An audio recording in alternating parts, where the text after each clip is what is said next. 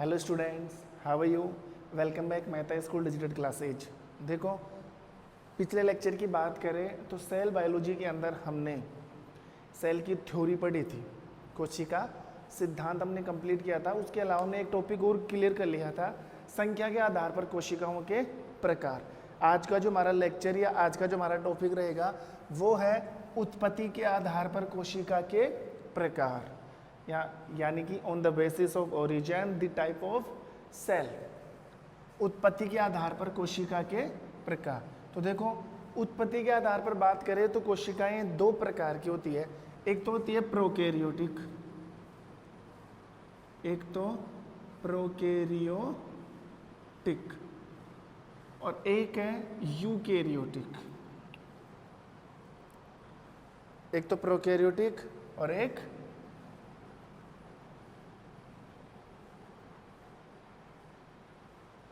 Eukaryotic. उत्पत्ति के आधार पर कोशिकाएं कितने प्रकार की? दो प्रकार की, एक तो प्रोकैरियोटिक और एक यूकैरियोटिक। दोनों में डिफरेंस करके पढ़ना है। तो सबसे पहले देखो, ध्यान दो, प्रोकैरियोटिक पॉइंट नंबर फर्स्ट। पहला पॉइंट, प्रो का मतलब होता है, अगर इसके नाम का मतलब समझना चाहे तो देखो, प्रोकैरियोटिक, प्रोकैरियोटिक, एक तो है प्रो और एक है कैरियो। प्रो का मतलब तो होता है प्रो का मतलब तो होता है प्राइमेटिव्स मतलब पुराना। प्रो का मतलब पुराना और कैरियोटिक का मतलब, इसका मतलब होता है न्यूक्लियस, मतलब केंद्रक। मतलब प्रोकैरियोटिक एक इस प्रकार की कोशिका है जिसको हम मान सकते हैं बहुत ज़्यादा पुरानी कोशिका, बहुत ओल्ड सेल है। इसकी ओरिजिन बहुत समय पहले हो चुकी है, मतलब ये सबसे पहले बनने वाली कोशिका, आप इसको मान सकते हो। प्रोकैरियोटिक है, बिल्कुल पुरानी कोशिका है। बिल्कुल कैसी है? पुरानी सेल। ध्यान देना, पुरानी सेल। और अगर यूकैरियोटिक की बात करो, यूकैरियोटिक का मतलब है इज ए कंप्लीट सेल, एक कंप्लीट कोशिका है। ये एक ओल्ड सेल है और ये कैसी है? कंप्लीट कोशिका है। अब कैसे पुरानी कोशिका हमने इसको माना है, कैसे इसको नई कोशिका हम बोल सकते हैं, कैसे ये इनकम्प्लीट है और कैसे ये कंप्लीट है, ये बात तो आपको पूरे पॉइंट क्लियर करने के बाद ही पता लगेगा। तो पॉइंट नंबर 2 देखो, ध्यान देना, जो प्रोकैरियोटिक सेल है, जो प्रोकैरियोटिक कोशिका है ना, इसके केंद्रक के चारों तरफ केंद्रक झिल्ली नहीं पाई जाती है। Very very important point of prokaryotic cells. मैं क्या बोल रहा हूं? प्रोकैरियोटिक कोशिका के केंद्रक के चारों तरफ कोशिका झिल्ली, प्रोकैरियोटिक कोशिका के में पाए जाने वाले केंद्रक के चारों तरफ केंद्रक झिल्ली नहीं पाई जाती है।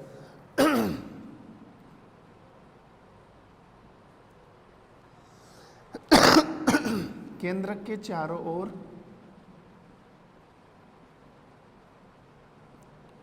केंद्रक झिल्ली नहीं पाई जाती है, ठीक है। और इधर आप क्या लिखोगे इस पॉइंट में? केंद्रक के चारों तरफ सुव्यवस्थित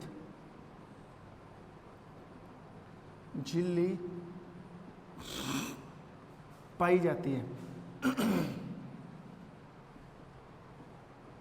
सेकंड पॉइंट क्या है? केंद्रक के चारों तरफ केंद्रक झिल्ली नहीं पाई जाती है। इधर केंद्रक के चारों तरफ बिल्कुल सुव्यवस्थित का मतलब है एक कंप्लीट सेल मेम्ब्रेन पाई जाती है। ध्यान देना, जैसे मान लो ये कोशिका है, ठीक है, इधर भी ये क्या है? कोशिका है। इसका केंद्र कहां पर आएगा? बीच में। इसका भी केंद्र कहां पर आएगा? यहाँ पर।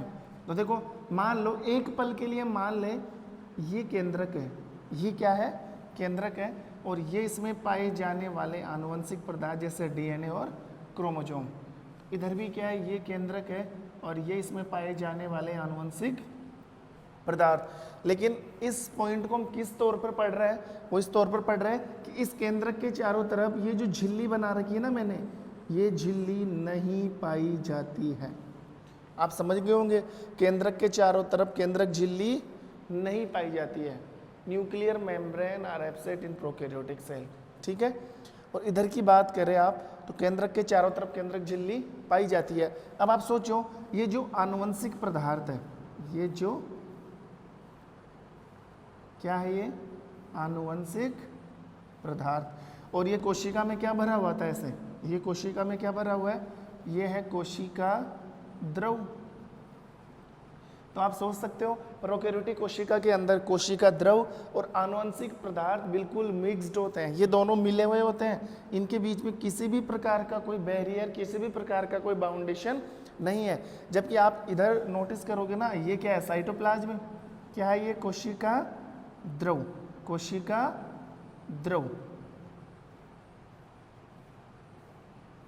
अब आप ध्यान दो, ये कोशिका द्रव इस आनुवंशिक पदार्थ जो जेनेटिक मटेरियल है इससे मिलान नहीं कर सकता।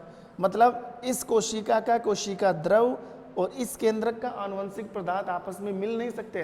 वो इसलिए नहीं मिल सकते क्योंकि इनके बीच में केंद्रक झिल्ली आ रही है। ये बीच में क्या आ गई, न्यूक्लिक लेयर, केंद्रक झिल्ली। जबकि इधर ऐसा नहीं है, इधर आप देखो, ये आनुवंशिक पदार्थ और ये कोशिका द्रव, ये आपस में मिल सकते हैं क्या? आपको हाँ सर बिल्कुल मिल सकते हैं। क्यों मिल सकते हैं? क्योंकि इनके बीच में न्यूक्लिक लेयर यानी कि केंद्रक झिल्ली क्या है, एब्सेंट है। और केंद्रक झिल्ली के एब्सेंट होने से इस प्रोकैरियोटिक कोशिका का कोशिका द्रव और आनुवंशिक पदार्थ आपस में मिल सकते हैं। और ये भी बात नोटिस कर लो, प्रोकैरियोटिक कोशिका के अंदर ये जो आनुवंशिक पदार्थ है इसको बोला जाता है न्यूक्लियोटाइड। क्या बोला जाता है? न्यूक्लियोटाइड। तो समझ में आ गई होगी, ये मतलब प्राइमेटिव्स कैरियन या एक पुराना केंद्रक, पुरानी कोशिका इसको इसलिए बोलते हैं क्योंकि इसके केंद्रक के चारों तरफ झिल्ली नहीं पाई जाती है। इधर केंद्रक के चारों तरफ झिल्ली पाई जाती है। आई बात समझ में? ठीक है। थर्ड पॉइंट अगर हम पढ़ना चाहे तो वो पढ़ेंगे हम एग्जाम्पल के तौर पर। प्रोकैरियोटिक कोशिका किसकी होती है? प्रोकैरियोटिक कोशिका, देखो आपको सब कुछ भूलकर एक ही नाम पर नोटिस करना है। इस पूरी दुनिया में अगर कोई प्रोकैरियोटिक कोशिका है तो वो है बैक्टीरिया। बस इस चीज को अभी से गांठ बांध लो, अगर इस पूरी दुनिया में कोई प्रोकैरियोटिक कोशिका है that is called in bacteria. वो किसके अंदर है? बैक्टीरिया के अंदर है। जीवाणु,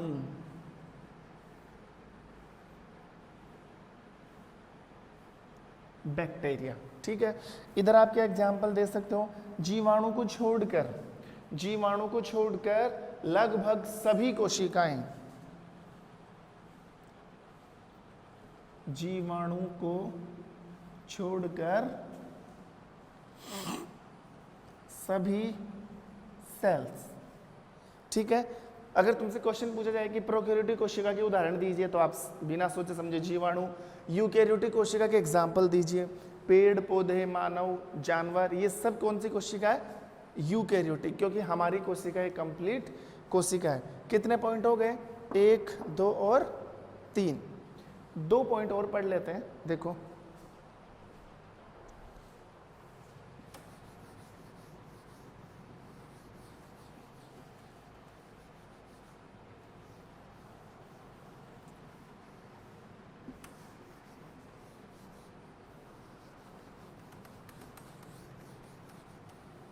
सुनना ध्यान से।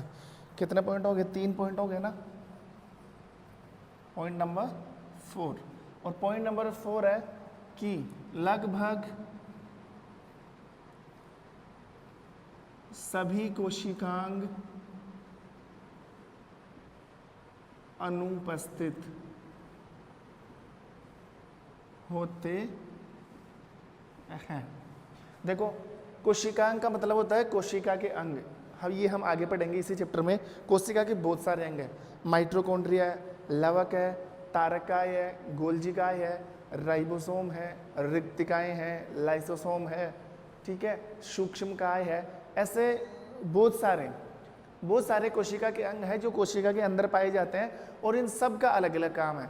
इन सभी अंगों की कुछ ना कुछ भूमिका कोशिका के अंदर कंप्लीट होती है। मतलब ये अंग कोई ना कोई काम कोशिका में कर रहे हैं और इन सभी अंगों से मिलकर क्या बनी हुई है, कोशिका बनी है। लेकिन अगर आप बात करोगे ना प्रोकैरियोटिक सेल्स की, प्रोकैरियोटिक कोशिका की, तो इसमें अप्रोक्सली सारे ऑल ऑर्गन्स ही क्या पाए जाते हैं, एब्सेंट पाए जाते हैं। कुछ एक अंग आप मान सकते हैं, जैसे राइबोसोम इसमें उपस्थित होता है, ठीक है, वो भी 70 है। लेकिन यूकैरियोटिक कोशिका के लिए आप ये बोल सकते हो, it is a complete cell and it's living in all organ in present in eukaryotic sales.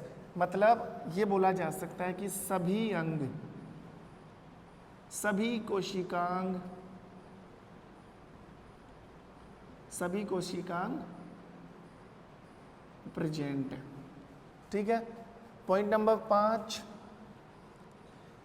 5, जो प्रोकैरियोटिक कोशिका है उसकी अगर साइज की बात करें, हम आकृति की बात करें, तो इसकी साइज कितनी होती है, 1 से लेकर 10 माइक्रोमीटर, 1 से लेकर 10 माइक्रोमीटर। और अगर आप बात करोगे यूकैरियोटिक सेल की, तो इसकी हाइट है 5 से लेकर 100 माइक्रोमीटर, ठीक है। साइज कितनी होती है, 1 माइक्रोमीटर से लेकर मैक्सिमम कितने हो सकती है, 10 माइक्रोमीटर। यूएम मीन्स माइक्रोमीटर,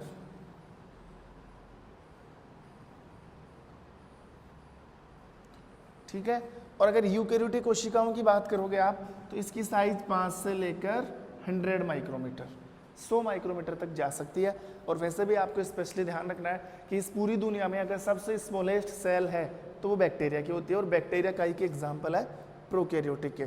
सबसे छोटी कोशिका किसकी होती है, जीवाणुओं की, ठीक है। अब कौन सी जीवाणु की वो भी मैं बता देता हूँ भी। तो ये तो एक क्वेश्चन कंप्लीट हो गया आपको 5 पॉइंट लेकर, प्रोकैरियोटिक और यूकैरियोटिक कोशिका का मतलब भी समझ में आ गया और इनके बीच में अंतर भी कर दिया।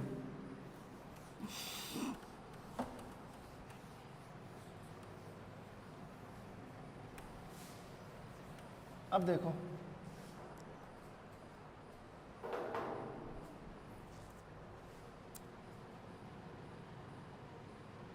नेक्स्ट जो हेडिंग है वो है कोशिका का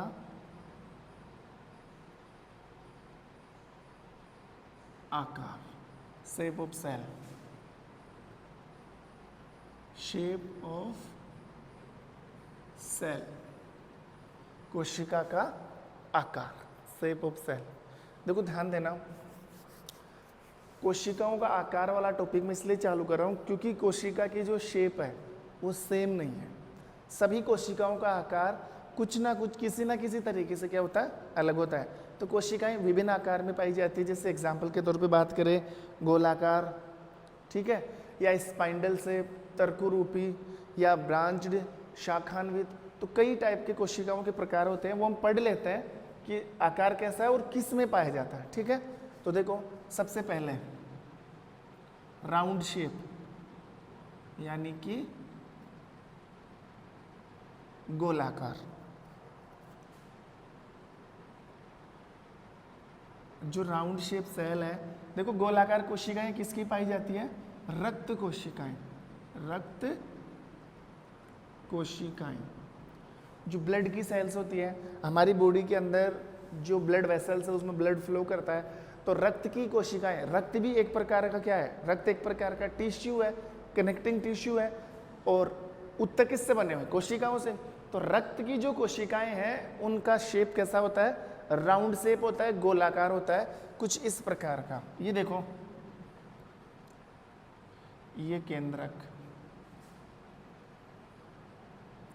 ये केंद्रक, ये केंद्रक, ये केंद्रक, ये केंद्रक, ये जो आपको सेल्स दिख रही है बिल्कुल कैसी राउंड में नजर आ रही, सॉरी कैसी शेप में नजर आ रही है, राउंड शेप, यानी कि गोलाकार। और गोलाकार कोशिकाएं, आपको ध्यान होना चाहिए, गोलाकार कोशिकाएं किसकी होती है, ब्लड की होती है, रक्त की होती है।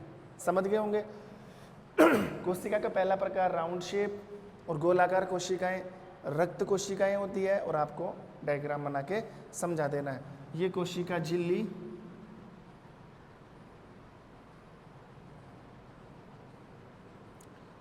ये केंद्रक, और ये इसके अंदर क्या भरा हुआ है, ये बीच वाला केंद्रक है, और ये इसके अंदर क्या भरा हुआ है, कोशिका द्रव।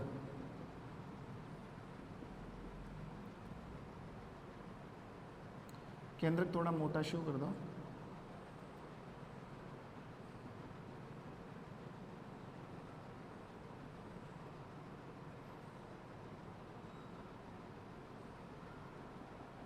ये लो, ये क्या है, कोशिका द्रव।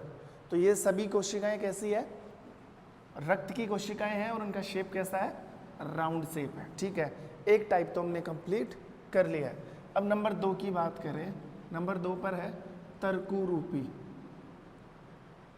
तर्कु रूपी कोशिकाएं, स्पिंडल शेप।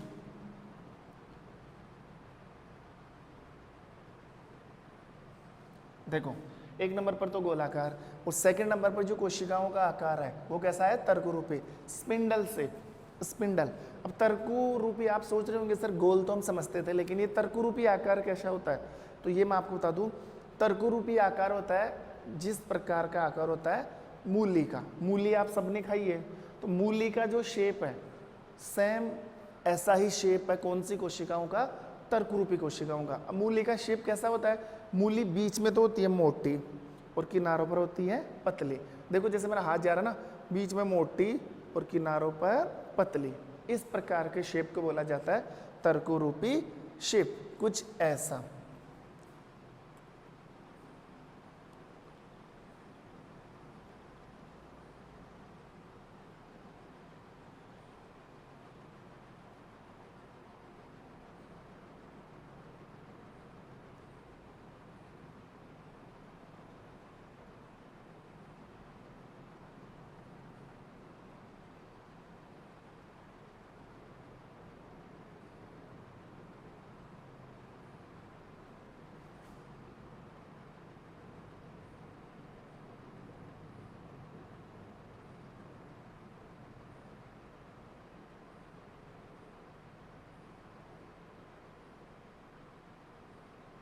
ये देखो, ये जो शेप नज़र आ रही है बीच में से कैसी है, मोटी, ये भी मोटी, ये भी मोटी, और किनारों पर कैसी है, पतली।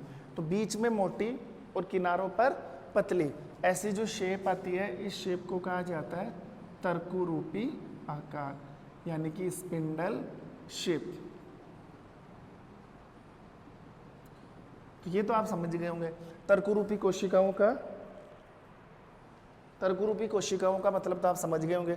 अब आपको ये बताना है कि हमारी बॉडी के अंदर या किसी भी ऑर्गेनिज्म की बॉडी के अंदर ये स्पिंडल शेप सेल किस में होती है, मतलब एग्जाम्पल क्या है, तो ध्यान रखना तर्कु रूपी कोशिकाएं किसकी होती है, वो होती है मांसपेशियों की। किसकी, मांसपेशियों की।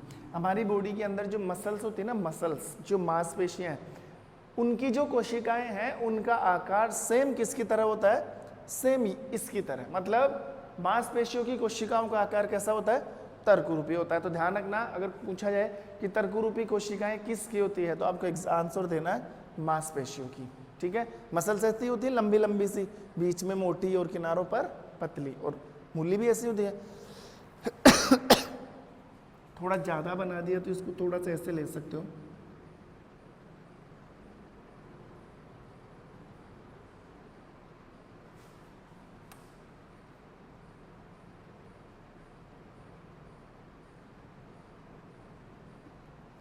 ऐसे।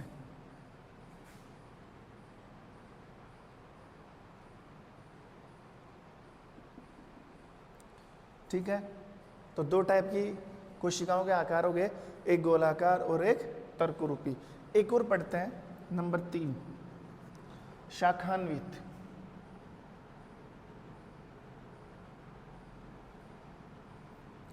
शाखान्वित कोशिकाएं, देखो एक बार,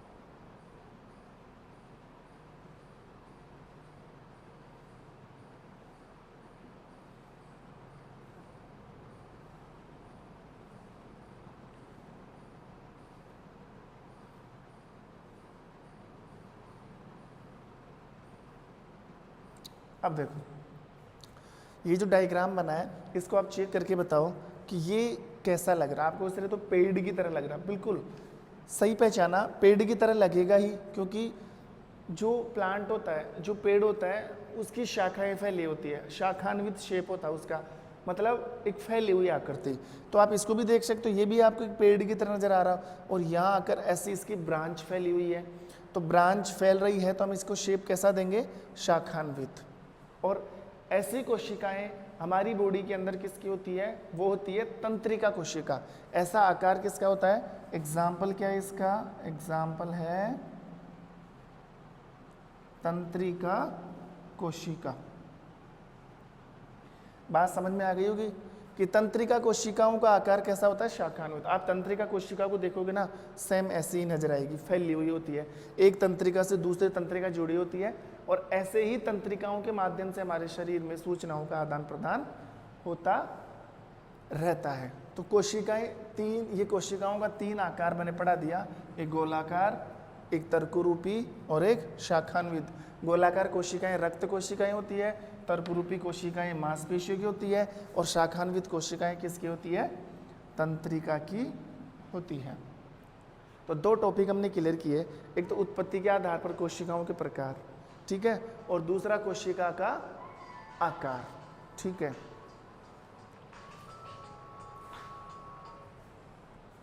अब देखो यहां से कोशिका, ये तो थी कोशिका के आकार की बात, और कोशिका की साइज की बात और कर लेते हैं। साइज का मतलब होता है आकृति।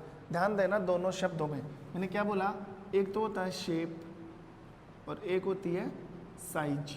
तो शेप का मतलब तो होता है आकार, और साइज का मतलब होता है आकृति।